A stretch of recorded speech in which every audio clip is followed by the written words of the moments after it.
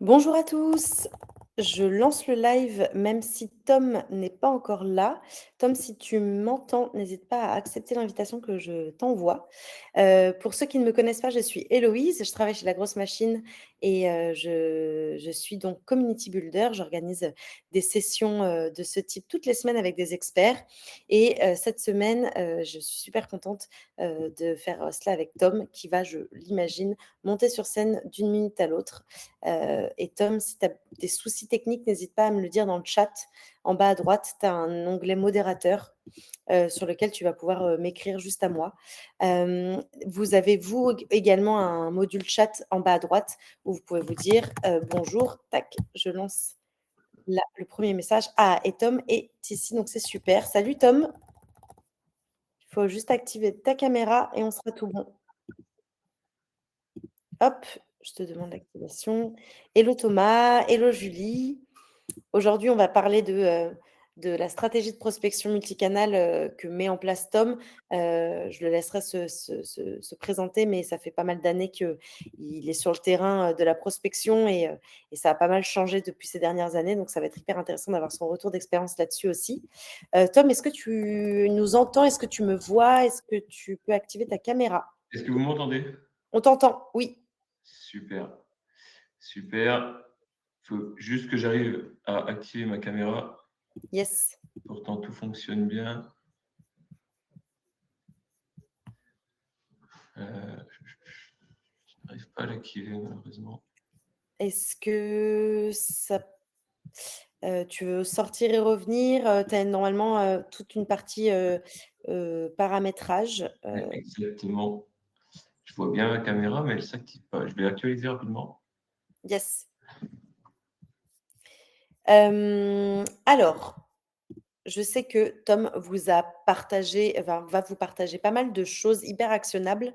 Ah super, ça marche. Super. Tout le monde m'entend. Hem, ouais, je disais Tom, je sais que tu as préparé pas mal de choses, pour la session d'aujourd'hui, hyper actionnables avec, une checklist, avec, 2 scénarios de séquences, de campagnes à dupliquer, directement.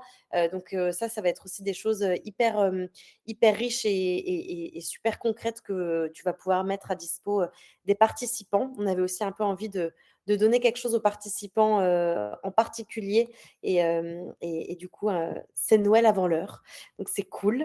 Et Tom, du coup, je te laisse te présenter en quelques mots? Pas de souci. Ben, enchanté tout le monde. Merci d'être là. Je vais vous expliquer rapidement ce que je fais. Moi, j'ai fondé une société qui s'appelle Grosse Canal, qui est spécialisée sur deux offres. On est spécialisé sur la mise en place de CRM. On est notamment passé par partenaire HubSpot depuis peu. Donc, ça peut être tout type de CRM, mais on est partenaire HubSpot, donc plutôt HubSpot quand même, c'est ce que je recommande. Et sur la partie prospection, on fait de la mise en place prospection multicanal pour des clients en B2B. Donc, ça peut être de la prospection mail, de la prospection LinkedIn, etc. Et de la création de fichiers de prospection jusqu'à la rédaction, jusqu'au lancement des campagnes. Et maintenant, je crois que je suis partenaire avec la grosse machine depuis presque 2 ans. Donc, c'est un honneur. Ouais, c'est cool, une belle histoire d'amour. Trop bien. N'hésitez pas à nous dire dans le chat si vous avez des problématiques en particulier, des choses, qui aujourd'hui, sont vraiment, des problèmes ou des difficultés, que ce soit sur la segmentation, sur le choix des canaux, sur les copywriting. Je pense que de toute façon avec Tom, on a un peu pensé, la session comme quelque chose d'assez transverse et qui passe par toutes les étapes de la prospection. Donc n'hésitez pas à nous dire si vous avez plus, besoin qu'on passe de temps sur une partie plus qu'une autre et voilà, vous avez 1 heure du temps de Tom à disposition gratuitement. Donc vraiment, voyez-le comme une session aussi où, on peut avoir peut-être, des petites apartés, et des petites digressions sur un use case en particulier. Donner quand même du contexte pour qu'on comprenne un petit peu, quels sont vos enjeux, mais ça peut être aussi sympa de faire ça. Heu et puis, Tom, si c'est OK pour toi, on peut commencer. Tu dois avoir un petit bouton de partage, Ouais, pas de voilà, souci. super. Ouais, donc n'hésitez pas si vous avez des questions, Ouais. même pendant le live, pas de problème. Et pour la session en particulier, comme, c'était une session, Christmas avec plein de cadeaux à la clé. Je vais vous partager un petit lien si vous souhaitez, avoir, un accès LGM gratuit. Je vais vous envoyer ça dans le chat et l'afficher aussi. Et d'ailleurs, pour ceux qui ne connaissent pas la grosse machine, n'hésitez pas aussi si vous voulez, même en guise d'introduction, qu'on vous donne plus d'infos sur ce qu'est LGM.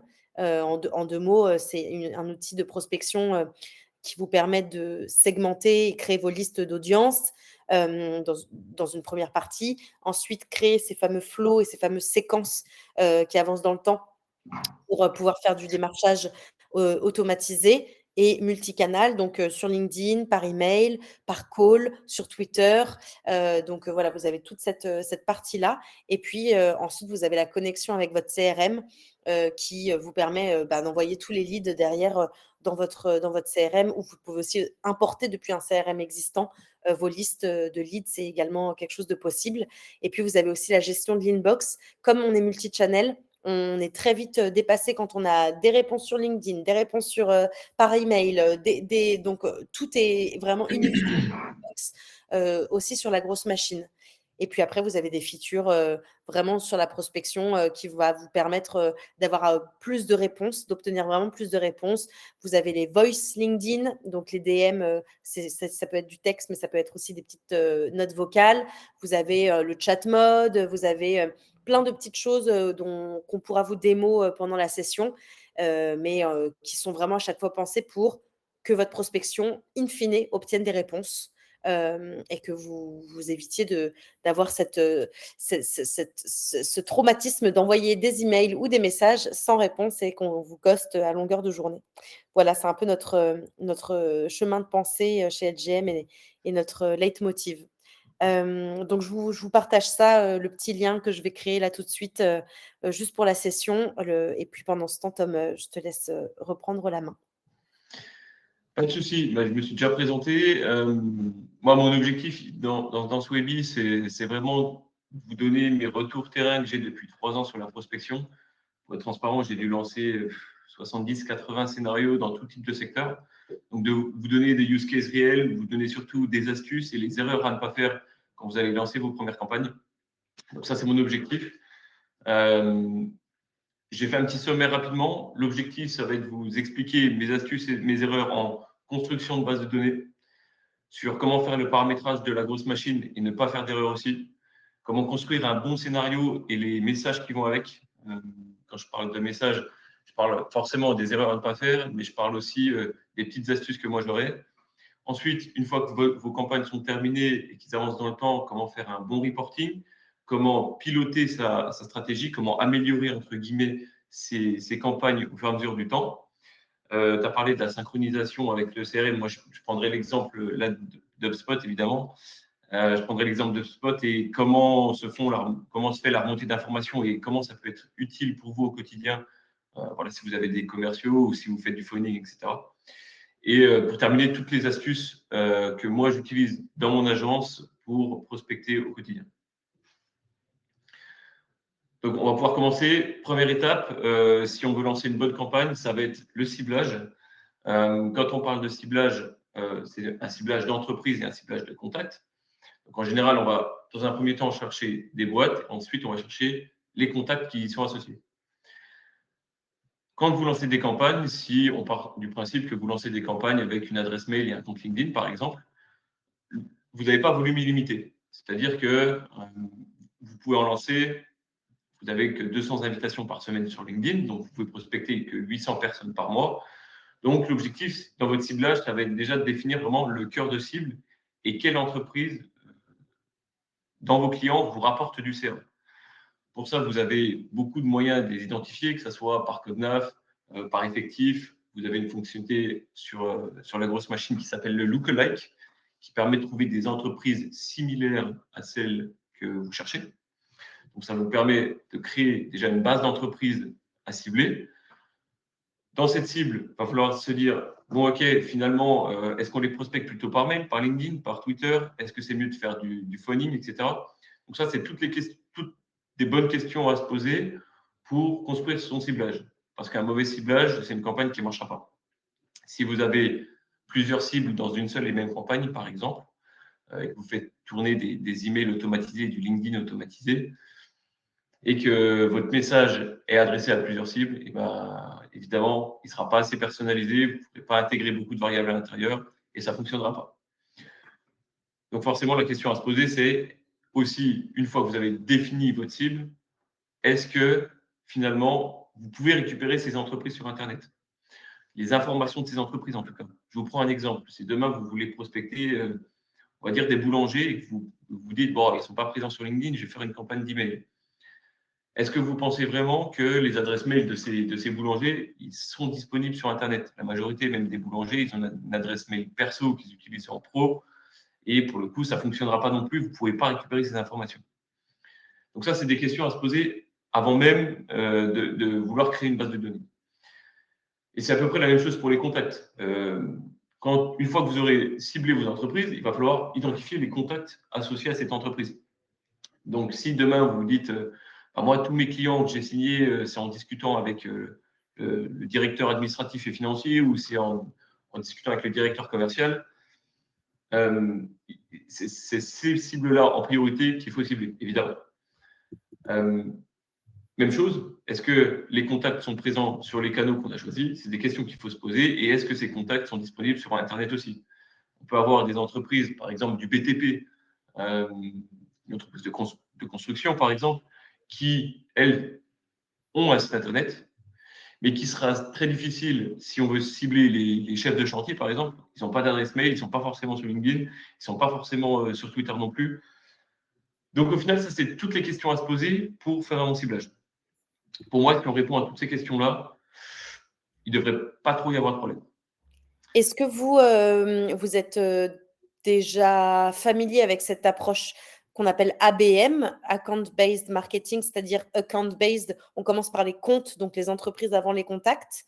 Est-ce que c'est quelque chose que vous faites? Est-ce que, vous avez, des techniques ou alors des difficultés? On parlait du lookalike, tout à l'heure avec Tom. Je ne sais pas si Tom, tu as aussi un onglet, ouvert sur ton ordi pour montrer à quoi ressemble le lookalike. Oui, bien sûr. Parce que donc beaucoup de personnes utilisent SalesNav et honnêtement, pour avoir une utilisation précise et chirurgicale de la segmentation, on pousse à avoir un compte Sales Navigator quand on utilise LGM donc en complément.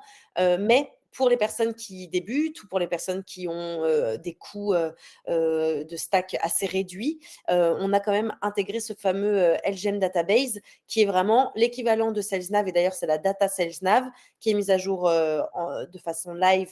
Elle est update de façon live, qui va vous permettre d'aller faire ce genre de liste par filtrage avec une approche ABM. Et en plus, une fois qu'on a fait ce passage par filtre ABM, on a aussi cette fonctionnalité lookalike où là, la démarche est un peu différente. On va poser, on va renseigner un nom de domaine ou un nom d'entreprise et la machine nous propose des compagnies similaires. Et après, par un système de filtre, toujours cette approche ABM, on trouve les bons contacts. C'est ça, j'ai ouvert par exemple, je vais ouvrir par exemple le site de Tesla sur le lookalike pour montrer à quoi ça ressemble. Si je prends par exemple tesla.fr, je le Ouais. colle ici. Je crois qu'il faut enlever le HTTP, c'est ça. Ouais, je crois, ou tu peux même écrire Tesla, je pense qu'ils vont le retrouver. Si j'écris par exemple Tesla, je prends tesla.com. Ici, on a le score de similarité qu'on veut, par exemple, que l'entreprise, les entreprises qui vont sortir, il faut qu'elles soient Ouais, plus ou moins proches de Tesla. Donc, imaginons qu'on veut vraiment les entreprises qui sont très, très proches de Tesla. Et là, du coup, on a des entreprises qui ressortent derrière. c'est ça. Et après, on peut du coup se dire, OK, bah, trop bien, on les sélectionne, on passe par les filtres. Et par les filtres, du coup, là, on est plutôt sur la taille. Bah, déjà, il y a ces premiers filtres au niveau de la compagnie, la size de compagnie, etc. Et après, une fois qu'on est content avec le listing et qu'on se dit let's go, on clique sur Find Leads. Et une fois qu'on clique sur Find Leads, c'est là où on va tomber sur la partie plutôt filtrage au niveau des job titles, vraiment du persona, quoi. C'est ça, on peut même trouver la localisation. Donc, ça, c'est quelque chose qu'on utilise souvent sur la grosse machine. Souvent, quand on veut faire des ciblages précis. Si on veut être ultra précis et si on veut vraiment personnaliser nos messages et pouvoir nettoyer notre base de données parfaitement, on passe aussi par d'autres outils que je vous parlerai plutôt tout à l'heure. Ok, trop bien. Alors, hop, je redécale ça. Euh, donc là, je vous parlais du ciblage. Bien évidemment, je le rappelle, si c'est du B2C, pourquoi pas prioriser mail plus Twitter. Si c'est du B2B, pourquoi pas prioriser mail plus LinkedIn. C'est ce qui fonctionne le mieux. L'avantage, c'est qu'avec LGM, on peut tout enrichir. On peut tout enrichir. Je crois que avec l'abonnement pro et premium, je ne me souviens plus exactement des noms des abonnements, mais ça nous permet du coup de sortir une base de données qu'on aurait sortie de LinkedIn, qu'on aurait fait avec la database, et ensuite enrichir les profils automatiquement avec les emails, la civilité, etc. Exactement. Donc ça, c'est l'avantage de LGM, c'est qu'on peut enrichir directement sa base de données. Évidemment, comme je l'ai dit, ne pas partir à l'aveugle. Si vous lancez votre première campagne, il faut mieux prioriser son cœur de cible parce que vous avez, si vous faites de la prospection LinkedIn, que 800 prospects en un mois. Donc, plutôt prioriser son cœur de cible, puis élargir sur des sites périphériques. Ça, c'est mon premier conseil. Là, je vous montre un exemple de fichier. C'est un exemple de fichier que nous, on fait pour nos clients, où on peut retrouver justement l'URL LinkedIn, l'adresse mail, le nom, prénom du contact, la société, et ce genre de ciblage. Moi, si vous voulez ce genre de fichier, je vous conseille de toujours passer par un expert. Vous pouvez essayer de le faire de votre côté, mais l'avantage des agences un peu comme la mienne, c'est qu'on a l'expérience d'avoir lancé des centaines de campagnes et on sait les erreurs à ne pas faire et on sait ce qui va marcher et ne pas marcher. Donc, quand vous faites un ciblage et que vous allez faire votre base de données, il faut vraiment se poser toutes les bonnes questions. Nous, on peut très bien vous donner un exemple. Si demain, vous souhaitez prospecter des DSI, on sait très bien que les DSI ne répondent jamais par mail. Donc, si on fait une phase de ciblage ensemble, je ne vous aurais jamais conseillé de prospecter des DSI. Et ça, vous ne pouvez pas le savoir si vous n'êtes pas déjà passé par un expert. Ensuite, la deuxième étape, c'est l'enrichissement des données. Pour l'enrichissement des données, on peut passer par LGM, comme je l'ai dit juste avant, pour trouver tout un tas d'informations, comme les emails, les sites Internet, etc. Mais si vous avez besoin d'informations supplémentaires, si par exemple, vous voulez démarcher des franchises, une société qui a des franchises où il y a 40 établissements, là, vous allez devoir passer par des outils complémentaires, comme par exemple Clay, que nous, on utilise en interne, pour pouvoir faire ce qu'on appelle de l'enrichissement en cascade. L'enrichissement en cascade, je ne vais pas forcément rentrer dans le détail, mais c'est ce qui permet, par exemple, si demain vous voulez trouver une adresse email, vous allez passer par un outil A, et ensuite, l'outil A ne trouve pas l'adresse mail, vous allez passer par un outil B, puis un outil C. Si vous avez tous ces outils en interne, ça va vous coûter très très cher. Et l'avantage de l'enrichissement en cascade et des outils que j'utilise, c'est que voilà, on les passe tous à la suite. Les crédits ne sont pas débités. Ça nous permet d'avoir une base de données qui est plus que complète. C'est-à-dire que si vous aviez utilisé qu'un ou deux outils, vous auriez peut-être eu 70% d'adresses mail sur 10 contacts. Alors qu'en faisant de l'enrichissement en cascade, vous pouvez avoir jusqu'à 90-95% de complétion. Sur LGM, on a un enrichissement en cascade pour trouver les mails avec 9 providers. C'est ça. Et des emails qui vérifient aussi la vérification. Enfin, les emails sont vérifiés. On a une question dans le chat. Tu parlais de 200 ou de 800 prospects par mois sur LinkedIn? On peut prospecter 200 prospects par semaine, c'est-à-dire qu'on peut envoyer 200 mises en relation par semaine sur LinkedIn. Donc, si on met par mois, ça fait à peu près 800. Donc, si on lance une campagne mail plus LinkedIn, en général, on ne dépasse pas les 800 par mois. Ok. C'est même pas en général, on ne peut pas dépasser les 800 par mois. Je ne sais pas si vous avez déjà essayé d'ailleurs d'envoyer plus de 200 invitations, même en une journée, un lundi. Vous allez voir qu'au bout de la journée, vous allez avoir un petit cadenas, une petite pop-up qui vous dire que vous ne pouvez plus faire de demande de mise en relation et vous devez attendre le lundi prochain pour pouvoir en lancer. C'est pour ça qu'on a 800 prospects par mois. Okay. Donc voilà, tout ce que je viens de vous expliquer, voilà, c'est intéressant de comprendre le processus de ciblage, de comment créer des bases de données. Mais si vraiment vous voulez faire quelque chose de quali dans une niche et que vous ne pouvez pas forcément passer par LGM, moi je vous conseille toujours de passer par un prestataire. C'est son métier. Il a des centaines d'outils, enfin des dizaines, plutôt 10, vingtaines d'outils qu'il a mutualisés pour tous ses clients. Si vous les prenez en perso, déjà, vous ne saurez pas les utiliser et ça vous coûterait très, très cher. Voilà.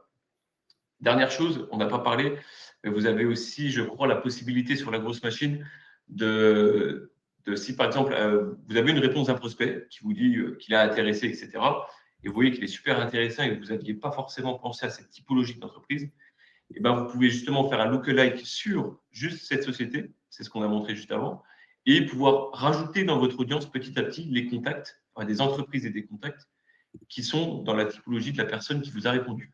Mmh. Donc, ça vous permet, par exemple, de lancer une campagne. Si vous voyez qu'elle fonctionne très bien sur tel et tel contact, telle et telle entreprise, et ben finalement, vous pouvez rajouter petit à petit ces entreprises sans modifier votre scénario s'il marche bien. Ça, c'est l'avantage.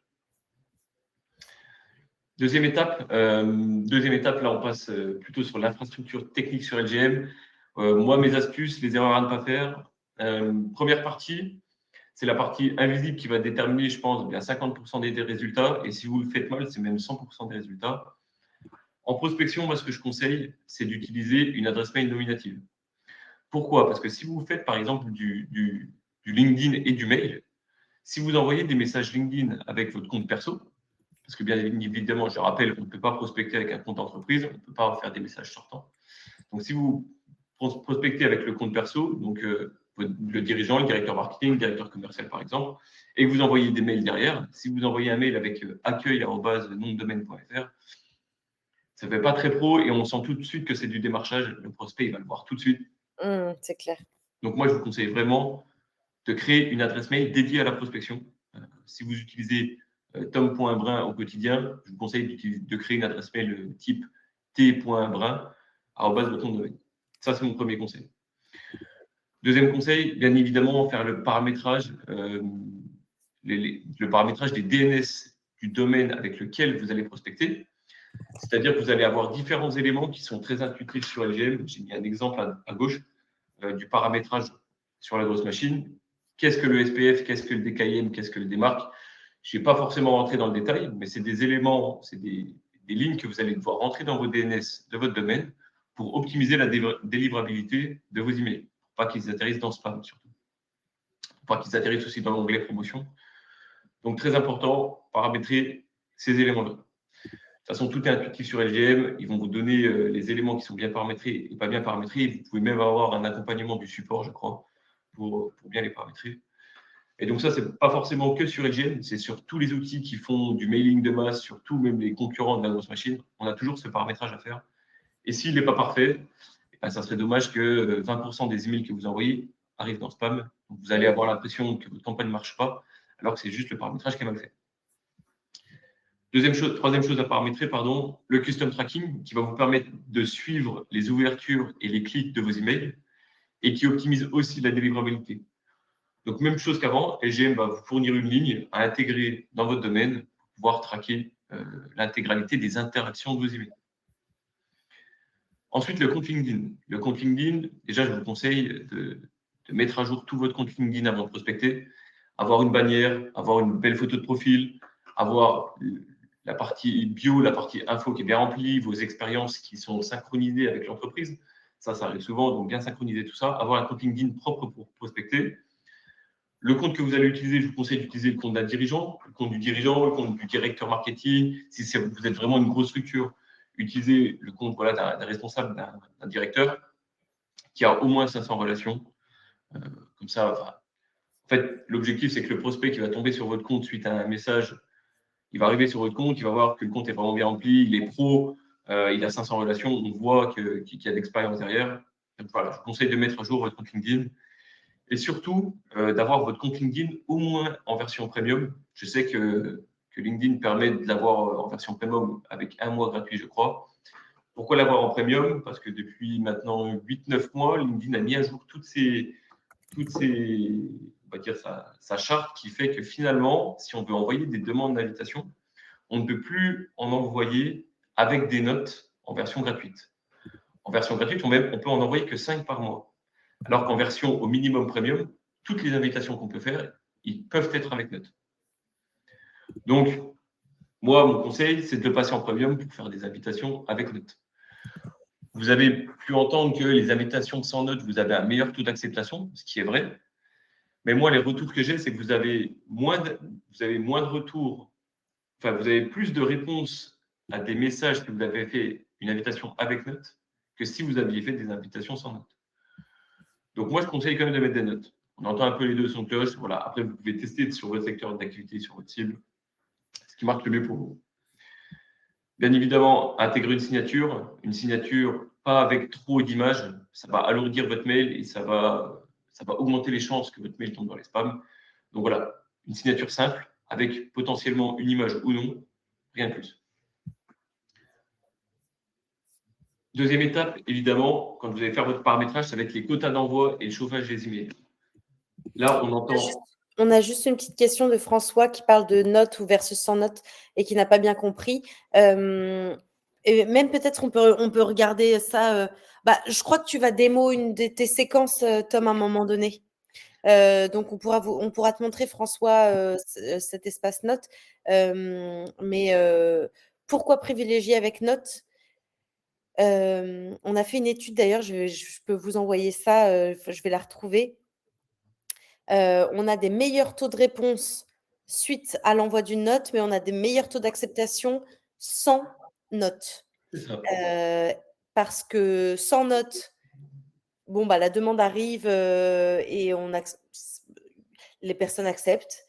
Quand il y a une note, derrière, il y a peut-être moins d'acceptation parce que du coup, la personne voit mieux aussi ce que vous avez derrière la tête. Donc peut-être qu'elle ne va pas vous accepter. En revanche, celle qui vous accepte, il y a un bien meilleur taux de reply, de réponse derrière. Donc vous qualifiez déjà un petit peu, dès cette première étape, votre audience. C'est ça. En fait, la personne, elle sait à quoi s'attendre quand il y a un message. Et donc, si elle sait que c'est dans un objectif de lui vendre quelque chose, elle va potentiellement refuser. C'est pour ça qu'on a moins d'acceptation. Et s'il y a une note et qu'elle accepte, elle sait ce qu'on va, entre guillemets, le sujet sur quoi on va l'aborder. C'est pour ça qu'on a un meilleur taux. C'est ça. Une invitation avec note, là, je prends un exemple. Si je clique sur par exemple, Karine Michaud, quand on va faire la demande de la relation et qu'on va cliquer sur se connecter, ici, on a la possibilité d'ajouter une note. Quand on ajoute une note, on a 300 caractères et on peut écrire ce pourquoi on la contacte. Enfin, on veut en tout cas être ajouté dans son réseau. Ça, c'est l'invitation avec note. Je vais vous envoyer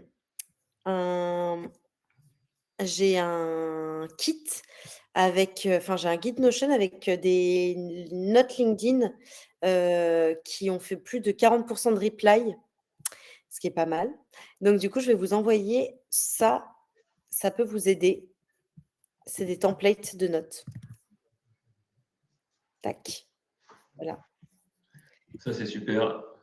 Voilà. Super. La deuxième chose que je voulais parler sur le paramétrage, c'est les quotas d'emails et le chauffage des emails.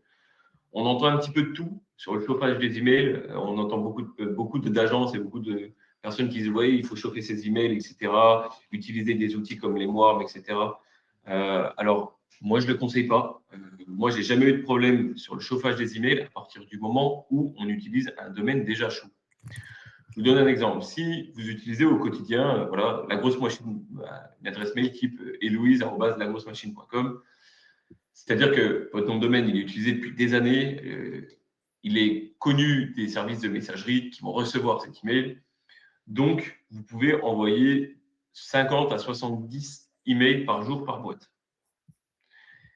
Donc, ce que je vous conseille, c'est toujours de créer une adresse mail sur votre nom de domaine principal. Mmh. Effectivement, on va avoir des grosses structures qui peuvent être réfractaires à cette idée-là. Mais si on respecte ces quotas-là, il n'y a aucune chance que vous ayez des problèmes. Moi, sur 70 clients que j'ai accompagnés sur LGM, j'ai eu aucun problème sur le nom de domaine principal. Si vous êtes dans des entreprises bien plus grosses, moi j'ai eu par exemple l'occasion de prospecter pour la filiale de DF-ENR. Eux, bien évidemment, ils ne veulent pas qu'on utilise leur nom de domaine principal, donc ils ont créé un sous-domaine. Là, le nom de domaine, il est froid. C'est-à-dire que moi, je vous conseille pas de le faire chauffer, de commencer directement à lancer vos campagnes, mais de pouvoir envoyer que 20 emails par jour. Et semaine après semaine, vous mettez un rappel et vous augmentez vos quotas, 20, 25, 30, 35, jusqu'à arriver à 50, 70. En respectant ça, normalement, vous n'avez pas de problème et pas besoin d'outils de chauffage d'email. Ça, c'est une légende et des outils qui vous vendent un service qui n'a en vérité pas d'intérêt. Ça, c'est le retour d'expérience que j'ai. Voilà. Vous pouvez me faire confiance. Ça fait 5 ans que je lance des campagnes, donc ça, c'est mon retour d'expérience. Par sécurité, la grosse machine vous permet de connecter 3 boîtes mail à une seule et même campagne. Je vous prends un exemple. Voilà, vous allez prospecter avec votre compte perso et avec une adresse mail. Vous pouvez connecter même 3 mails sur une seule et même campagne qui vont être divisés. C'est-à-dire que si vous prospectez 1000 personnes, il va y en avoir 333 qui vont partir avec une adresse mail, 333 avec une autre et 333 avec une autre. Et tout reviendra dans la même boîte de réception. Le prospect, il ne verra même pas la différence. Et comme ça vous assure une plus grande sécurité. Voilà. Mais le désavantage, c'est que vous devez créer 3 adresses mail. Et si vous êtes sur des outils comme Google Workspace, Outlook, etc., Exchange, voilà, ça peut. Voilà, je sais que c'est payant, donc vous n'êtes pas obligé de faire ça, mais par sécurité, vous pouvez le faire. Et on a une question de Kevin qui te demande: est-ce que tu as un moyen de mesurer ou de savoir lorsqu'une adresse mail tombe trop souvent en spam? Évidemment, j'ai un moyen de savoir, et je crois que c'est la slide d'après. Trop Je crois bien. que c'est la slide d'après. Je vais en parler juste ici. Voilà, c'est ça. Vérificateur des emails, je vais en parler du coup tout de suite. Dans l'hygiène technique que vous devez avoir un petit peu au quotidien, il y a la vérification de votre délivrabilité. Moi, je vous conseille l'outil qui s'appelle Mail Tester. Mail Tester, qu'est-ce que c'est? C'est un outil très simple où en fait, vous allez arriver sur la boîte mail de prospection que vous utilisez et vous allez envoyer un mail à cette boîte mail-là, un mail vierge. Ensuite, vous cliquez sur vérifier le score. Et une fois que vous cliquez sur vérifier les scores, vous allez avoir votre score total de délivrabilité. Moi, je vous dis que s'il dépasse en général, s'il est en dessous 7 et même 8, ça veut dire que votre boîte mail a un problème quelque part. Votre SPF, votre DKIM, votre démarque que j'ai parlé juste avant est mal paramétrée. Ou alors, vous avez autre chose qui est mal paramétrée. Et ça, Mail Tester va vous le dire. C'est vraiment un rapport complet de la délivrabilité de votre email. Moi, ce que je conseille, c'est de passer toutes les semaines. Vous faites un petit check pour voir si tout fonctionne bien. Là, ça prend 20 secondes. Vous envoyez un mail, vous regardez le score, tout est bon, vous fermez. Donc, Mailtester, ça fait des dizaines d'années qu'il existe, donc vous pouvez l'utiliser sans modération. Trop bien. Autre chose dans l'hygiène technique, moi, ce que je vous conseille de faire, c'est la redirection de vos boîtes mail. La boîte mail de prospection que vous allez utiliser, je vous conseille de la rediriger vers votre boîte mail perso. Pourquoi? Parce que je ne sais pas si vous voyez ce que c'est le mail in black. Mail in black, c'est quand vous envoyez un mail à une grosse structure, souvent, c'est eux qui ont ça, et ils sont protégés par un système qui s'appelle mail in black, et vous allez avoir un message retour marqué oui, si vous voulez délivrer votre email, vérifiez ce captcha ou marquez ce mot en surbrillance pour vérifier que vous n'êtes pas un robot. Et ça évite souvent aux structures de se faire spammer, et les retours de mail in black ne retombent pas dans la boîte de réception de la grosse machine. Donc, si vous lancez des campagnes régulièrement, je vous conseille de faire ça. Vous faites vos mail in black au quotidien. Vous allez peut-être en avoir entre 5 et 10 maximum par jour. Ça vous prend quelques secondes à les faire. Et ça vous confirme, entre guillemets, que le mail a bien été envoyé. Moi, c'est ce que je fais. Je prospecte avec ma boîte mail.com qui n'est pas utilisée. Et je la redirige vers ma boîte mail perso. Enfin, ma boîte mail de société. Donc voilà, ça, c'est les 2 derniers éléments techniques à paramétrer. Si tout est bien fait, normalement, vous pouvez sauter cette étape et commencer vos campagnes, entre guillemets, l'esprit libre. Et justement, Kevin pose la question, lorsque tu vois qu'un email tombe dans les spams, c'est quoi la solution? Est-ce qu'il faut juste en recréer un nouveau mail? Alors, si c'est le domaine principal, ça va être embêtant. Ça va être même plus qu'embêtant. Vous avez la possibilité sur Google et sur la suite Microsoft de pouvoir débloquer vos emails, débloquer votre domaine. Vous pouvez le faire en un clic. Je vous laisserai voir avec le support directement. Ensuite, bien revérifier vos adresses. Moi, ce que je conseille, si l'adresse mail est complètement morte, vérifiez pourquoi elle est morte via Mailtester et en recréer une nouvelle. Moi, en général, si l'adresse mail elle est flag par les fournisseurs de messagerie comme non délivrable et que vous tombez tout le temps dans spam, le seul moyen que je vous conseille, c'est de vous recréer un autre sous-domaine et de repartir de zéro. Si vraiment vous n'avez pas de solution, un sous-domaine, vous repartez de zéro, vous créez 3 adresses mail et vous repartez, bien évidemment, avec les quotas que j'avais dit avant, les quotas d'en bas. Donc 20 mails par jour, puis 30, puis 40, etc. OK. Donc, troisième étape maintenant, comment construire un bon scénario? Moi, ce que je conseille sur les scénarios, c'est d'essayer de faire quelque chose d'authentique aux yeux de vos prospects. Pour pouvoir créer un scénario authentique, il faut avoir le pack pro minimum sur la grosse machine, je crois. Le pack, je crois qu'il y a une centaine d'euros et qui vous permet de custom vraiment si vous voulez envoyer un mail à telle heure, un autre mail à telle heure, etc., etc. Donc, une fois que vous avez ce pack pro, vous avez beaucoup de moyens de rendre vos scénarios authentiques. Là, je ne parle pas de la rédaction du message, je parle vraiment du schéma ici qu'on va mettre en place. Il y a Mmh. beaucoup de fonctionnalités qui sont à votre disposition pour rendre vos scénarios authentiques. Déjà, vous avez un système de conditions. Donc, imaginons que demain, vous avez un prospect qui est lancé dans une campagne. Vous voulez vérifier s'il a une adresse mail pro ou pas, parce que partons du principe que dans votre base de données, il y a 50% des prospects qui ont une adresse mail et 50% qui n'en ont pas. Là, vous avez la possibilité de diviser en deux tout ça. Donc, faire un scénario mail et LinkedIn pour ceux qui ont un email et un LinkedIn, faire un scénario que LinkedIn pour ceux qui ont que un LinkedIn, etc. Vous avez aussi la possibilité de rendre authentique votre scénario via le like de post. On peut très bien dire que avant d'ajouter en relation quelqu'un, on va aller like un de ses posts. Ici, j'ai mis last past month, c'est-à-dire qu'on va liker le post s'il date de moins d'un mois, je crois. Vous avez la possibilité de visiter le profil de votre prospect automatiquement, de suivre votre prospect automatiquement. Et ça, c'est des éléments que votre prospect va voir si, par exemple, il est en premium pour les visites de profil.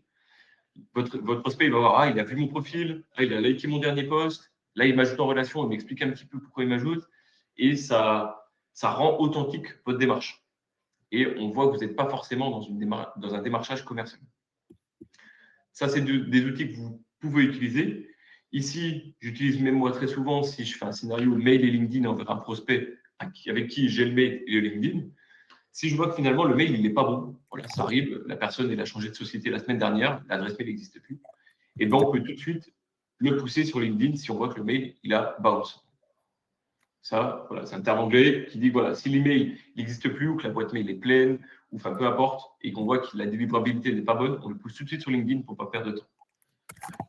Ça, c'est des éléments qui permettent d'accélérer votre scénario et d'aller entre guillemets le plus vite possible dans vos emails.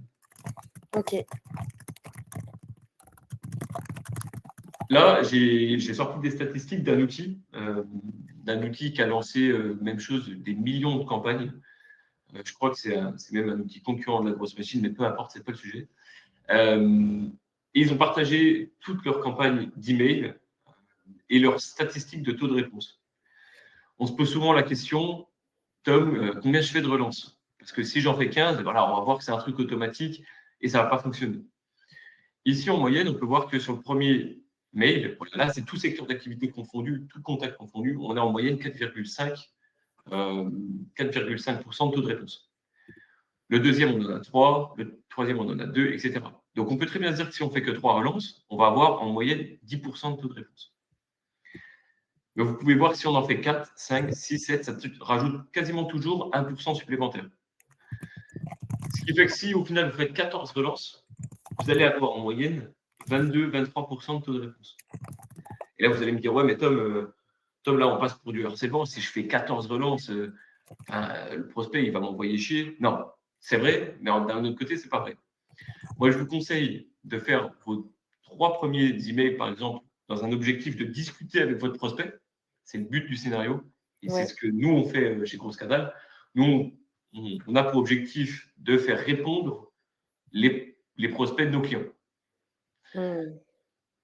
Nous, c'est tout ce qu'on peut garantir. On ne peut pas vous garantir derrière que vous allez lui vendre une solution à 40 000 euros. Peut-être que commercialement, vous êtes très mauvais. Peut-être que votre offre est mauvaise. Ça, c'est possible.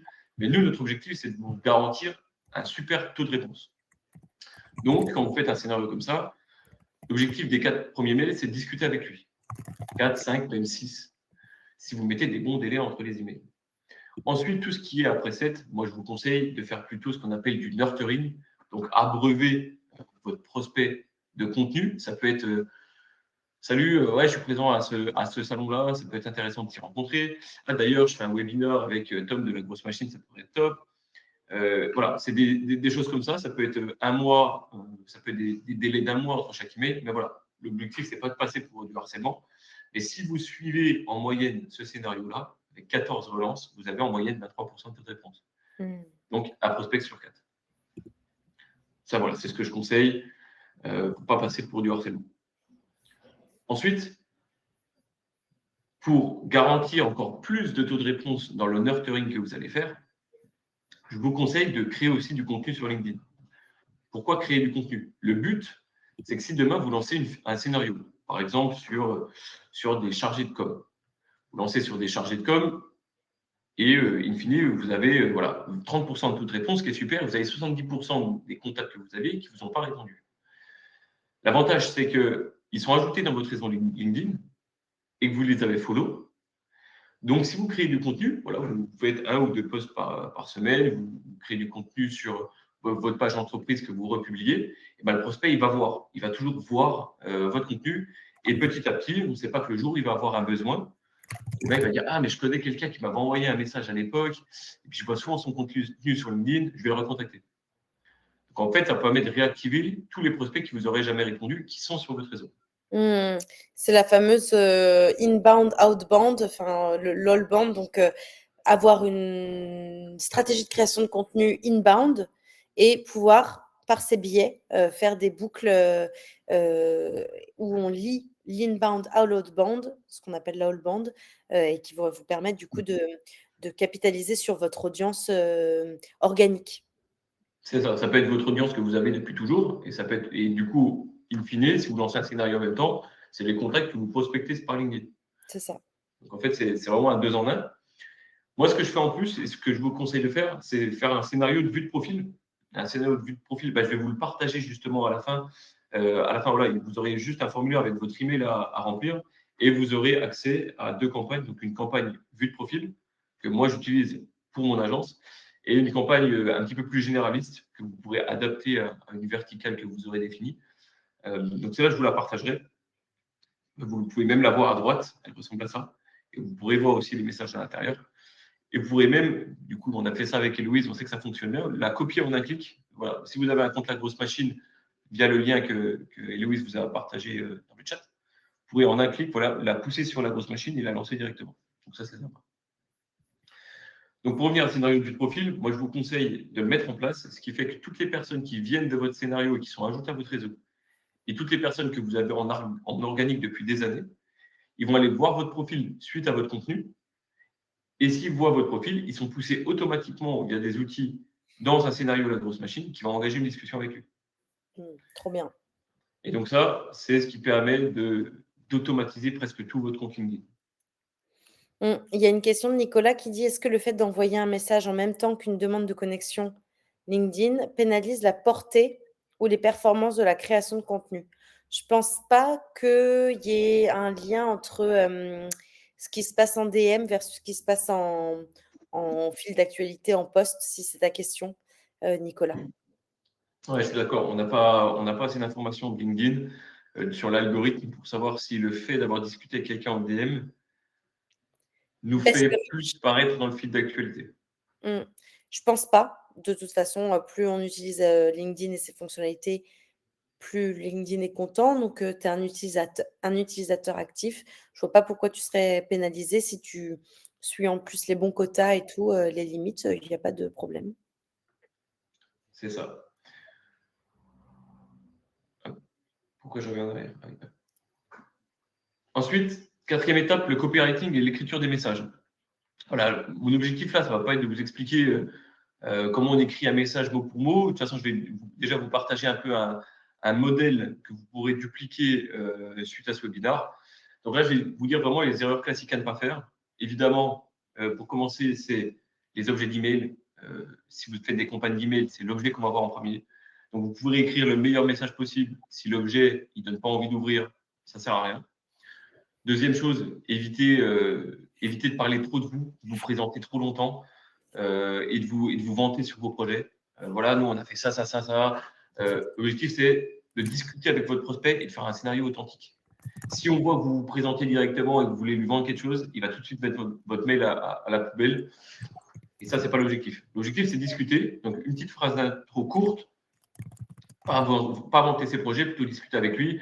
Ah, ben voilà, on essaie de mettre en place peut-être un partenariat, une collaboration avec les entreprises dans votre secteur. Vous utilisez quel CRM en ce moment? Voilà, c'est plutôt ce genre de message, pas proposer un rendez-vous à la fin, ce qu'on appelle un call to action un petit peu soft. Comme j'ai dit, essayez de discuter avec lui, vous utilisez quel outil, etc., etc. Enfin, tout dépend de ce que vous vendez, évidemment. Mais voilà, l'objectif, c'est de discuter avec lui comme si vous veniez de lui faire le message, entre guillemets, au cas par cas. Voilà, vous avez trouvé son contact via quelqu'un et vous lui envoyez un message. C'est comme ça qu'il faut avoir le mindset pour écrire votre message. Ce qu'il faut faire, c'est du coup se démarquer sur l'objet. Moi, j'ai des petites stratégies, souvent sur la 2, 3 ou 4e relance. Je mets comme objet juste re 2 points. Là, on a un taux d'ouverture qui est de 90%. Donc, je vous conseille de l'utiliser au moins une fois dans votre scénario. Même chose sur le sans objet. Vous mettez entre parenthèses sans objet. Là, vous allez avoir un taux d'ouverture qui est stratosphérique. Voilà. Évidemment, vous allez avoir quelques petits soucis. Il y a des prospects qui vont vous dire ah, bah, vous avez oublié l'objet. Si votre cible, c'est des grands comptes, je ne vous conseille pas forcément de mettre un sans objet. Voilà, c'est adapté. C'est des petites stratégies qui vont mettre en place. On a dans LGM, je ne sais plus si tu en as parlé, Tom, mais tu as la possibilité d'AB tester des objets. Ouais, je vais en parler juste après. Ouais, c'est ça. Donc ça, c'est hyper cool. Et d'ailleurs, je ne sais plus si c'était Nicolas ou non, je crois que c'était quelqu'un, peut-être Kevin, ou François qui posait la question des notes. Tu peux aussi AB tester, d'envoyer une campagne LinkedIn sans notes ou avec notes. Donc pour toutes ces personnes qui ont des doutes sur la partie copywriting, avec ou sans notes, quel type d'objet ou même quel type de copywriting dans son propre email ou dans son DM LinkedIn, vous pouvez AB tester. C'est ça, j'en reparlerai juste après, un tout petit peu plus en précision, mais pour revenir sur les messages, voilà, faire une courte présentation, parler le langage de son prospect, pas essayer de mettre trop de vocabulaire technique, sinon il ne va pas comprendre. Essayer d'être concis, les premiers messages, les 2-3 premières approches, que ce soit par LinkedIn ou par email, voilà, il faut que ça soit un maximum de 5-6 lignes très courtes, voilà, pour faire des bullet points, etc. Et n'hésitez pas à opter pour la personnalisation de vos messages. Intégrer un maximum de variables dans vos messages. Pour ça, évidemment, il faudra que ça soit présent dans votre base de données. C'est pour ça que je disais qu'il faut faire appel à un prestataire là-dessus pour vous intégrer des variables personnalisées. Voilà. Il y a Kevin qui tombe de sa chaise et qui redemande confirmation. Avec de points, tu as eu des 90% d'ouverture? Ouais. Sur des re de points, sur certaines cibles, on a eu des 90% d'ouverture. Okay. 90%, c'est la meilleure stat, mais en moyenne, on est plutôt sur du 70% quand même. Je dirais environ 70%. C'est extrêmement bien. Ce qui est extrêmement bien. Mais pour ça, on peut se dire, oui, mais moi, j'y crois pas. C'est possible. Mais si ton paramétrage est parfait, si ta base de données elle est parfaite et que tu as utilisé l'enrichissement en cascade pour trouver toutes les adresses mail et confirmer que toutes les mails soient valides, qu'ils soient bien les adresses mail nominatives, pas d'adresse mail type accueil, type hello, arrobase. Si le travail est parfait, d'ailleurs sur l'enrichissement en cascade, j'ai fait une vidéo YouTube pour vous expliquer comment ça marche, donc si vous voulez la voir, n'hésitez pas à vous taper Grosse Canal sur Google, vous pourrez voir. Et si tout est parfait, oui, je peux te confirmer que j'ai bien eu 90% de taux de réponse sur un re mais parce que tout est parfait en amont. Donc Et voilà. tu te souviens dire sur quelle cible c'était? Lui, Kevin, cible des directeurs marketing, des directeurs réseau. Ouais, Toi, c'était sur des responsables marketing, mais moi sur des entreprises qui étaient entre 3 et 20 employés. Ce n'était pas des OK. grosses annonces. Petite boîte, OK. Voilà, petite structure voilà, qui datait, je crois que j'avais mis un filtre à l'époque d'ancienneté, la société était créée depuis au moins 3 ans. Voilà, c'est des structures qui étaient implantées, pas spécialement grandes, mais on a eu ce genre de réponse. François demande un petit peu plus de contexte et d'informations sur ce que tu appelais les variables personnalisées. Il demande si parce que tout à l'heure, on parlait d'enrichir des data avec des intents de nos leads. Est-ce que c'est en lien avec ça? Là, je spoil, la réponse est oui. C'est ça. Je vais vous donner 2 exemples. Le premier, c'est si vous êtes un organisme, si vous êtes un chasseur de tête en recrutement, par exemple. Vous êtes un chasseur de tête en recrutement, vous allez avoir envie d'insérer en variable. Voilà, j'ai vu que vous étiez open to work depuis tant d'années. Ça, c'est une variable. J'ai vu que vos anciennes expériences étaient telle chose, telle chose, telle chose, telle chose. Et que vous étiez resté tant de temps, tant de temps, tant de temps. Et ça, on n'a pas forcément la possibilité de le récupérer avec tous les outils qu'on connaît. Et on peut le récupérer avec l'intelligence artificielle qui est intégrée dans des outils comme Clay et qui nous permet, par exemple, de dire à l'IA, bah, écoute, passe sur le profil dis-moi depuis combien de temps il est en poste et depuis combien de temps il est open to work, et mets-le-moi dans une colonne de mon tableau Excel qu'on va mettre sur la grosse machine et qu'ensuite on va mettre en variable dans les messages. Aujourd'hui, dans LGM, en termes d'intent, on essaie d'être meilleur et toujours un peu plus meilleur à chaque fois. Aujourd'hui, avec l'enrichissement qu'on propose, vous avez le job title et on vous enrichit la localisation, la taille d'entreprise et on a aussi la dernière levée de fonds. Ça peut être une data du coup que vous avez directement dans LGM. On a fait un gros boulot d'intent sur les posts que quelqu'un peut liker, commenter sur LinkedIn, les pages compagnie qu'il suit et également les events LinkedIn auxquels il s'inscrit. Donc ça, c'est des choses aussi que vous pouvez mettre dans votre texte. Salut, j'ai vu que tu avais commenté tel post de telle personne où tu t'intéressais à tel vertical parce que j'ai vu que tu avais liké le post d'un tel ou ce post-là, etc. Donc ça, c'est aussi des intents qu'on peut avoir. Donc en effet, dans LGM, certains, d'autres qu'il va falloir aller chercher via d'autres outils comme Clay ou d'autres. Kevin demande, est-ce que tu génères tes messages avec les clés snippets ou autres? Ou si oui, est-ce que tu as des retours? Ou voilà, comment tu génères tes messages personnalisés? Tout dépend de la cible et de l'approche et l'objectif de votre campagne. Si par exemple l'objectif, moi j'ai un client, son objectif c'est de faire venir des personnes à ses conférences. Moi pour ça, je ne mets pas forcément trop de variables personnalisées. J'écris un très bon message avec quelques variables et on s'arrête là. Si vous voulez personnaliser complètement, enfin, il y a des cas où c'est intéressant, comme j'ai dit, un organisme de recrutement qui va vouloir vraiment personnaliser quasiment tout son message. On peut très bien faire passer l'IA sur le profil LinkedIn, le site internet son nom, prénom, etc. et lui faire personnaliser 100% d'un message et le mettre en tant que variable dans la grosse machine. C'est possible, mais tout dépend de l'objectif et de la cible. Mmh. Mais de toute façon, l'objectif, c'est toujours, si vous respectez cette phrase, vos messages sont bons. C'est écrire un message authentique que vous-même, vous ne mettriez pas à la poubelle si vous étiez votre cible. Et surtout, qui ne fait pas trop démarchage commercial et qui a comme objectif d'engager une discussion et pas de lui vendre quelque chose. Si vous respectez ça, de toute façon, il n'y aura pas de problème. Mmh. Ensuite, là, je vais faire un petit peu plus vite. Moi, les meilleures fonctionnalités que je trouve sur LGM et qui augmentent drastiquement, en tout cas, les retours que j'ai, déjà, c'est le Real Chat Mode. En fait, je vais la faire courte. C'est une fonctionnalité qu'on peut activer ou désactiver sur LinkedIn pour que votre message, au lieu qu'il soit en un bloc, comme ça, il soit divisé phrase par phrase, comme ça. Ce qui rend, une fois de plus authentique votre message. La personne qui va recevoir 3 messages, tac, tac, tac, bonjour, merci pour l'acceptation. Est-ce que vous utilisez des outils comme Ligneux, etc. S'il reçoit ça, il va se dire, ah, ça ne peut pas être un robot. Il n'aurait pas divisé en 3 son message. Donc, Et si en plus tu ajoutes à ça une petite coquille avec hello, avec 2 O, ou pas une coquille genre ouais, faute d'orthographe, mais tu sais, plus une faute de frappe, le doigt qui est resté un peu trop longtemps sur une touche, ça peut être très cool aussi. Et puis il y ouais, a un autre avantage du Real Chat Mode, c'est que 3 messages, c'est 3 notifications. ouais, Donc c'est pas mal aussi. exactement. Donc, le prospect, ça va lui paraître authentique et ça va leur envoyer 3 notifications. Donc, ça, j'utilise souvent dans mon premier message, mais il ne faut pas en abuser, parce que si on fait Oui, ça tout le temps, ouais. genre, on met une fois ou deux, mais on ne le fait pas tout le temps. Puis après pour le reste des messages, il faut se forcer à faire court justement. C'est ça, exactement. Ici, on en a parlé tout à l'heure, c'est l'A/B testing. Voilà, je ne vais pas revenir dessus. On a la possibilité d'envoyer 50% de nos emails, par exemple, ou de nos messages LinkedIn d'une façon et 50% d'une autre. De ne pas faire l'erreur dans un A/B testing, on modifie qu'une seule chose. Soit on modifie le call to action, donc à la fin, par exemple, proposer un rendez-vous ou lui poser une question, ou on modifie l'email, enfin l'objet d'email. On ne modifie pas les deux parce que finalement, on ne saura pas ce qui fait que l'email fonctionne mieux ou non. Donc, on modifie qu'un seul élément. Donc, l'A/B testing, pour moi, c'est presque obligatoire.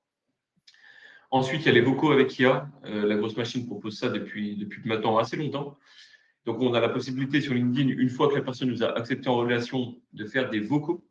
Et c'est l'IA qui va dire le bonjour et le prénom, avec la même intonation de voix que le vocal que vous avez préenregistré. Mmh. bien faire attention dans ces vocaux-là. Je vous conseille vivement de faire un vocal qui paraît au prospect comme, entre guillemets, 2 arrêts de métro.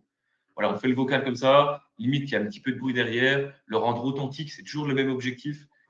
Et c'est l'IA qui va dire bonjour prénom et il ne pourra pas se dire ah bah, c'est pas possible ce vocal-là, ça ne peut pas être l'IA qui l'a fait.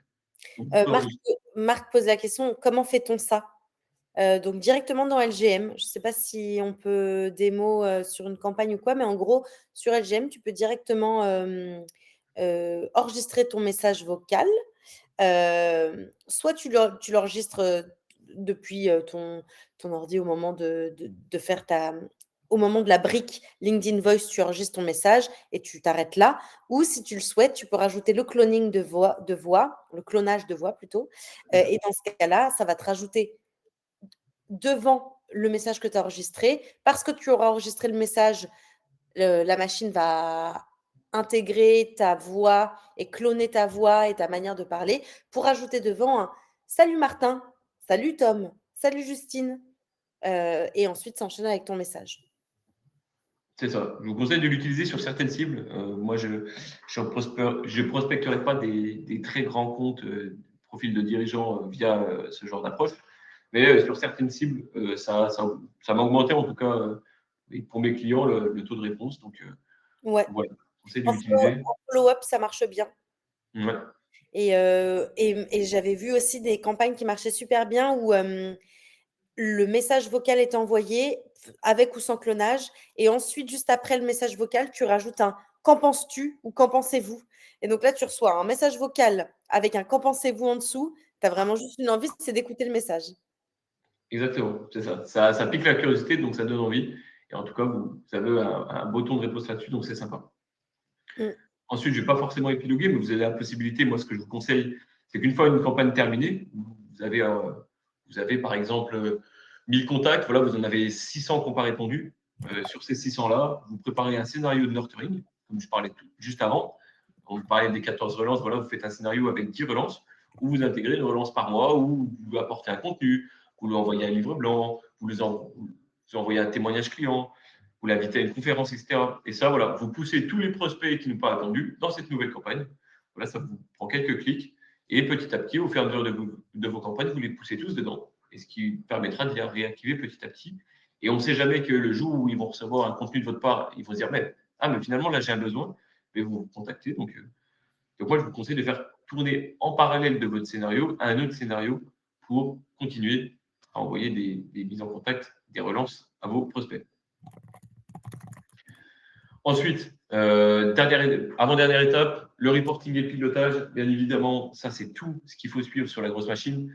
Le taux de bounce, le taux d'ouverture, le taux de réponse, le taux de clic des emails, le taux d'acceptation pour savoir là où il y a un problème et les retours d'A/B testing. Pourquoi il faut les suivre? Parce que dans ce tableau-là, moi, je vous ai fait un petit résumé. Voilà. Si vous avez beaucoup de réponses et les clients convertissent bien, ce que vous pouvez améliorer, c'est l'A/B testing, les KPI. Voilà, vous vérifiez bien les KPI, vous vérifiez bien vos A/B testing, ce qui fonctionne, ce qui ne fonctionne pas, pour continuer à améliorer votre scénario. Si vous avez beaucoup de réponses mais que ça ne convertit pas, alors là, ça veut dire que le ciblage est mauvais. Donc, revoir la partie création de fichiers et revoir la partie ciblage. Si vous avez eu juste peu de réponses, alors là, c'est peut-être le canal qui est mauvais, le ciblage qui peut être mauvais, vos messages qui peuvent être mauvais, ou votre paramétrage. C'est pour ça qu'il faut bien vérifier semaine après semaine les KPI de votre campagne. Et pour finir, si vous avez quasiment eu aucune réponse, là, il y a un problème de délivrabilité. Donc là, c'est les paramétrages que je disais tout à l'heure sur votre nom de domaine qui est mauvais. Votre boîte mail est peut-être pas bonne ou vous n'avez peut-être pas fini le paramétrage. Et surtout, revoir si vous avez bien fait votre scénario. Il peut y avoir des bouchons. Si par exemple, vous avez mis un délai de 3 semaines à un élément, ou alors vous avez poussé un deuxième message LinkedIn alors qu'il n'a pas accepté la mise en relation, il peut y avoir des problèmes. Donc, si vous n'avez aucune réponse, il y a forcément un problème quelque part. Voilà. Pour terminer, synchronisation avec le CRM. Vous avez beaucoup d'avantages de pouvoir synchroniser votre CRM avec la grosse machine. Je vais essayer de la faire courte. Déjà, vous pouvez pousser les listes de votre CRM directement dans la grosse machine en un clic. Ça, c'est l'avantage. Sur HubSpot, je sais qu'on peut le faire. Il y a pas mal d'intégrations natives avec la grosse machine. Voilà, vous pouvez pousser tous vos leads dans la grosse machine en un seul clic. Ensuite, vous pouvez les synchroniser. Vous pouvez les synchroniser et avoir toutes les informations, je vous montrerai juste après, de ce qui se passe dans la grosse machine. Est-ce qu'il a accepté la mise en relation? Est-ce qu'il a répondu à un message? Est-ce qu'il a ouvert? Est-ce qu'il a cliqué? Tout ça retombe dans votre CRM. Ensuite, vous pouvez retrouver tous les messages qui sont envoyés. Vous n'avez pas juste l'information sur ce qui s'est passé. Vous pouvez voir les réponses directement dans votre CRM aussi et déclencher des workflows associés. Si par exemple, vous n'avez pas eu de réponse d'un prospect suite à 20 relances, voyons large, vous pouvez le pousser dans une automatisation sur HubSpot pour, pour dire à un commercial de lui passer un coup de fil, par exemple, si vous voyez que le prospect est chaud. Parce que tout ce qui se passe dans la grosse machine retombe dans votre CRM. Et si dans votre CRM, vous avez mis un système de scoring, donc tous les leads les plus chauds vont avoir un grand score, c'est-à-dire que tous les leads les plus chauds vont avoir un score de 100, par exemple. C'est-à-dire qu'ils ont ouvert plein de fois, ils ont cliqué plein de fois sur votre agenda de prise de rendez-vous, mais ils ne l'ont pas fait. Et ben, vous pouvez dire à un commercial de contacter les prospects les plus chauds suite à ce qui s'est passé sur la grosse machine. Donc voilà, il y a plein d'avantages de synchroniser son CRM. Là, je vous ai montré un peu un exemple. Ici, un exemple, vous pouvez voir que le prospect a bien répondu à une campagne, qu'il a été mis en pause à un moment donné, qu'il a cliqué à un moment donné, qu'il a ouvert à un moment donné et dans quelle campagne. Donc là, vous avez toutes les infos de ce qui s'est passé. Donc, l'avantage, c'est que le commercial, lui, s'il voit qu'il y a un scénario en cours, il ne va pas le prospecter. Mmh. Trop Donc bien. voilà. D'ailleurs, ça Donc, me fait penser à un truc par rapport à la réaction, l'interaction qu'un lead peut avoir, sur LGM et le lien que ça peut envoyer sur un CRM. Tout à l'heure, on vous parlait du lookalike, et on vous l'a montré en mode, c'est moi qui suis à la recherche d'une entreprise et ça me pousse, des profils similaires. Le lookalike, il est aussi à un autre endroit dans LGM, il est dans l'inbox, le fameux, la fameuse messagerie unifiée qui gère LinkedIn et les emails et cetera. Et ce qui est trop bien, c'est qu'en gros, le lookalike va se mettre automatiquement en route dès lors qu'un lead a répondu dans l'inbox, donc dans l'inbox, sur votre messagerie LinkedIn ou par email, positivement. En gros, on a l'IA qui vient analyser, le contenu du message et dès lors que c'est hyper intéressé, oui, pourquoi pas, dites-moi en plus, avez-vous plus de détails à me partager? Eh bien, le lookalike se met en trombe et te propose automatiquement des leads similaires à cette personne qui t'a proposé qui t'a répondu positivement. Du coup, c'est trop bien parce que cette démarche lookalike, tu peux la faire en push quand tu veux faire une recherche de lead, mais elle se fait aussi en pull, en automatique, et pour nourrir votre pipeline et votre CRM en automatique. Donc, c'est trop bien aussi pour aller envoyer des nouvelles personnes, des nouveaux leads dans vos campagnes en continu et qui ressemblent à un lead qui a déjà répondu oui sur une conversation.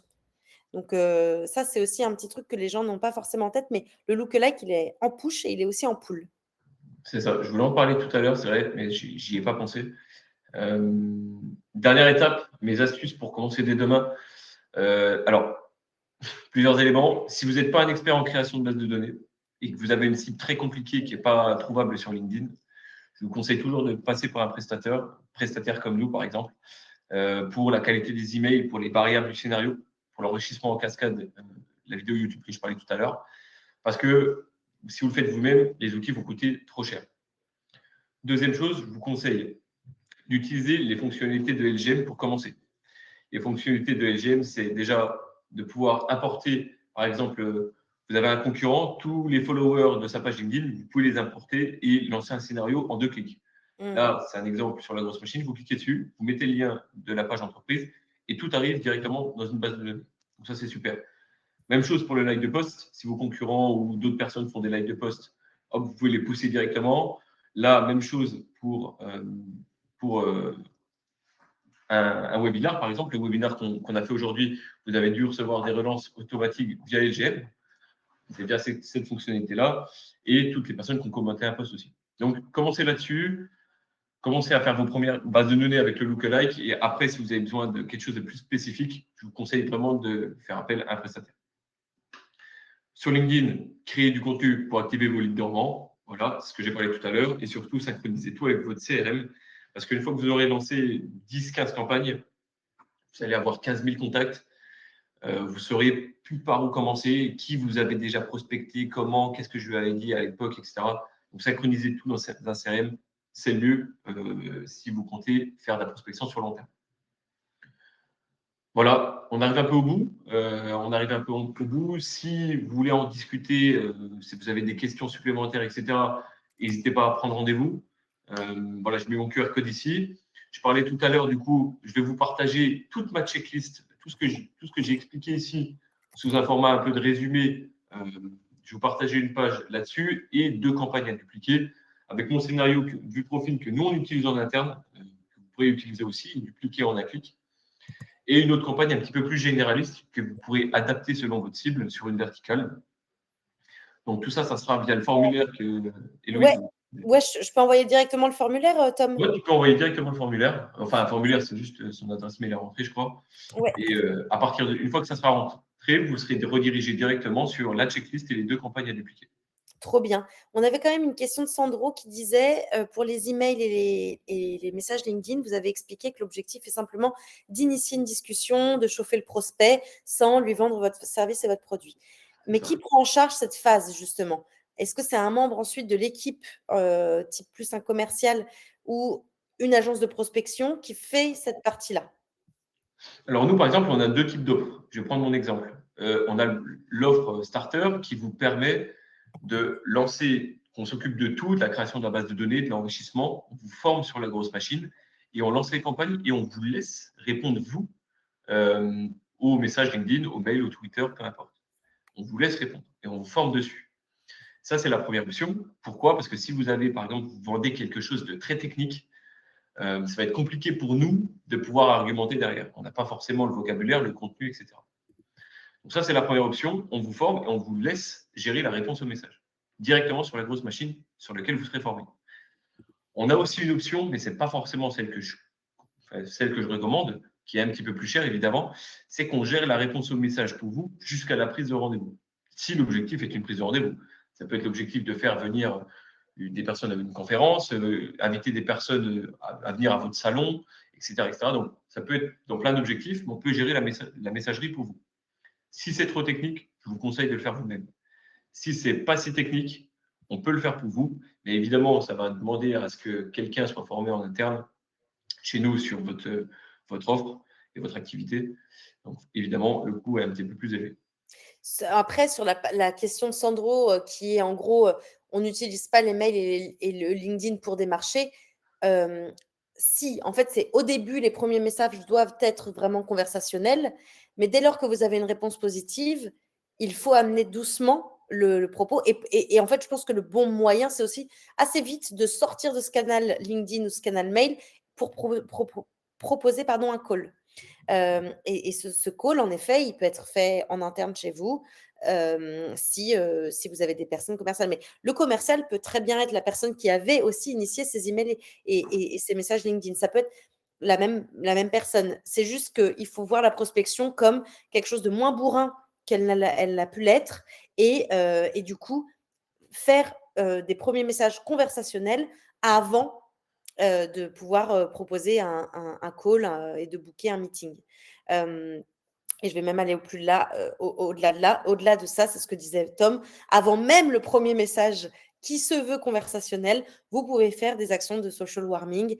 Donc, aller liker un post, aller visiter le profil, aller follow le profil de votre prospect, etc. Je vois parfois des séquences lorsque le timing le permet, parce que du coup, il y a des jours qui passent.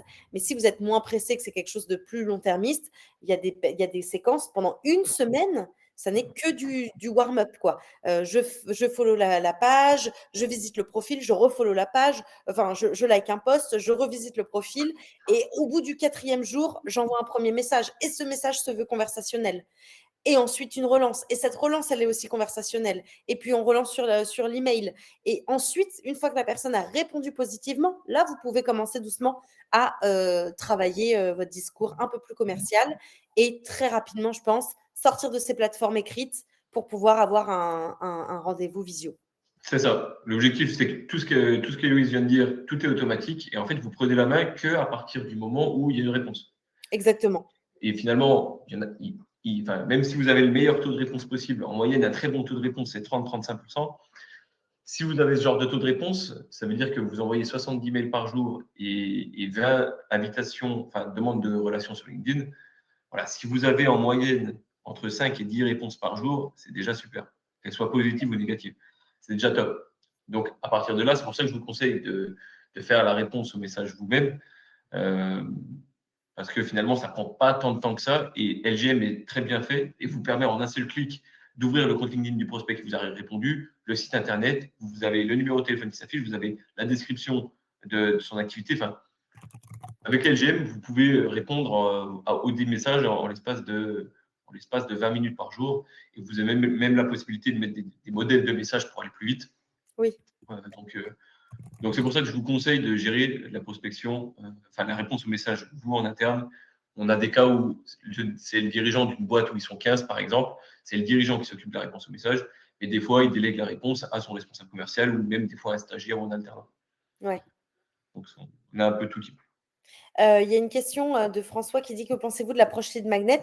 En fait, on en a un petit peu parlé tout à l'heure. Je ne sais pas si vous vous souvenez de la slide de Tom qui parlait de justement mêler l'inbound et l'outbound avec cette stratégie de création de contenu sur LinkedIn. Et c'est vraiment ça, hein. Vous pouvez bien évidemment créer des lead magnets, donc dans votre stratégie inbound, les publier par exemple sur LinkedIn.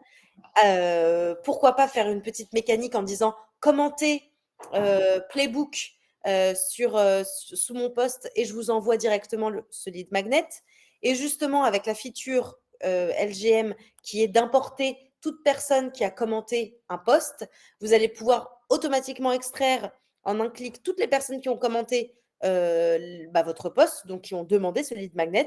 Vous leur envoyez une petite séquence en disant: comme tu l'as demandé, voici ton lead magnet. Et derrière, vous engagez une conversation. Et donc, l'approche lead magnet, elle est très, très bonne. Et elle s'inscrit exactement dans ce que expliquait Tom, de créer du contenu sur LinkedIn pour justement asseoir votre légitimité, votre expertise, travailler et capitaliser sur votre réseau organique et derrière ensuite les mettre dans des boucles de nurturing. Et d'ailleurs, je terminerai aussi là-dessus sur cette fonctionnalité d'importer les personnes qui ont interagi avec un post, liké ou commenté. C'est possible pour votre poste, mais c'est aussi possible pour n'importe quel autre poste sur LinkedIn. Donc, vous nous voyez arriver, forcément, vous pouvez aussi aller extraire n'importe quelle personne qui a commenté le post d'un concurrent, d'un créateur de contenu sur votre verticale. Et c'est pareil pour les events. On parlait des events LinkedIn. N'importe quelle personne qui a participé, qui s'est inscrit à n'importe quel event peut être scrappé et du coup ensuite mis dans des audiences et la variable et le contenu personnalisé, il est tout trouvé parce que l'intent, c'est l'intérêt sur un sujet dans un post ou dans un event. Donc, c'est aussi intéressant de l'avoir en tête. Donc, Ouais, c'est ça. ouais. La vraie force, c'est que ça peut être fait en 10 secondes, quoi. C'est vraiment ça la vraie force. En 10 secondes, moi, enfin, pour être transparent, j'ai déjà fait sur des concurrents. Je prenais leur lead magnet, je voyais qu'ils avaient 800 commentaires, j'extrais les 800 contacts et je les fais tourner dans une boucle. Bah ouais, c'est Et clair. ça me prend pour le coup 10-15 secondes à faire. La boucle est déjà créée, on sait ce qu'on va lui dire. On fait un ou deux messages, une mise en relation et pas plus. Totalement. J'ai un petit playbook que je vous envoie là si vous voulez. Alors, il est en anglais, mais je trouve que c'était pas mal. C'est un no user qui utilisait justement LGM pour faire des lead magnets et ensuite ses propres lead magnets, il les mettait dans des boucles. Donc, vous avez tout, vous avez des résultats. C'était pas mal. N'hésitez pas à regarder ça. Et je vous remets le lien de la checklist ainsi que des 2 scénarios à dupliquer. Tac. Je ne sais pas si tu veux montrer à quoi ça ressemble très rapidement, ou Ouais, pas? je peux vous montrer. Pour terminer, le scénario, enfin, les scénarios que je vous ai partagés, la checklist, elle ressemble à ça. Voilà, vous mettez juste votre email et puis après, vous y Ah, aurez accès. pardon, on voit toujours, la slide. Ouais, bien sûr, je suis juste en train d'ouvrir. C'est celle-ci. Directement sur mon site internet, là, vous avez toute la checklist des éléments à faire attention avant de lancer une campagne. Mmh. Une checklist complète et tout à la fin, vous avez les deux scénarios. Les deux scénarios, la grosse machine, vous pouvez naviguer dessus, voir un petit peu les messages qui sont écrits. Donc, le scénario vue de profil dont je vous parlais tout à l'heure, Ah oui, trop bien.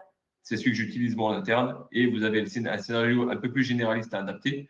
Et en un clic, vous cliquez ici directement et vous le dupliquez dans votre compte La Grosse Machine. Et donc, vous avez tous les wordings et vous pouvez aussi zoomer avec le plus-moins sur la partie de gauche dans tout le workflow et tout. Trop bien. C'est ça. Donc voilà, ce que je vous conseille, c'est si vous n'avez jamais utilisé La Grosse Machine, de prendre le lien, vous avez un mois gratuit. Et une fois que vous avez le lien, vous pouvez dupliquer une des campagnes et commencer. Si vous y mettez bien, je pense en une journée, vous pouvez lancer votre première campagne.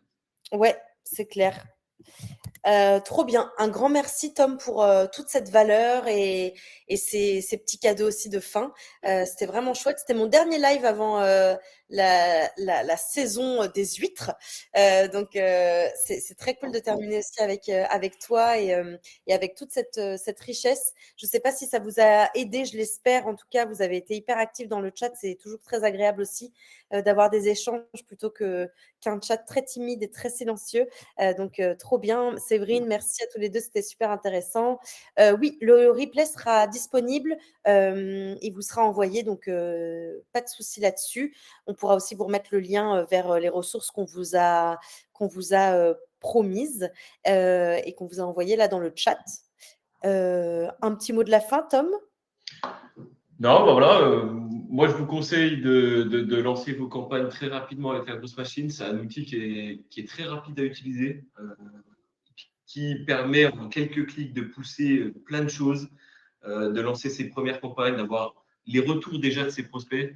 Des fois, on veut lancer une nouvelle offre, etc. On peut commencer en quelques heures, on peut lancer ses premières campagnes. Donc, je vous conseille d'essayer. Faites appel à un expert si c'est trop compliqué pour vous. Ça peut C'est l'être clair. aussi. Et voilà, merci à toi, Héloïse. Bah ouais, merci, merci beaucoup. Bonne fête à toi, bonne fête à tous. Bonne Et fête à tous, merci à tous. et à très très bientôt. Je vais organiser les lives de janvier avant de partir m'enfiler des huîtres. Mais donc, il y aura des sessions aussi différentes avec des experts sur différentes verticales. Si vous avez des problématiques et que vous voulez tout simplement un live vraiment dédié sur une problématique, le copywriting, la segmentation, que sais-je, n'hésitez pas à m'écrire. Tenez, je vous mets mon lien, mon adresse ici. Si vous avez des idées de live que vous voulez que j'organise, c'est toujours aussi important pour moi d'être au plus juste et au plus proche de vos problématiques. Donc, n'hésitez surtout pas. Et puis, très bonne fête de fin d'année à tous et à très vite en 2026 pour de nouvelles aventures. Merci, Héloïse, merci tout le monde d'avoir été Salut, présent. à Bonne bientôt, bonne fête, à bientôt.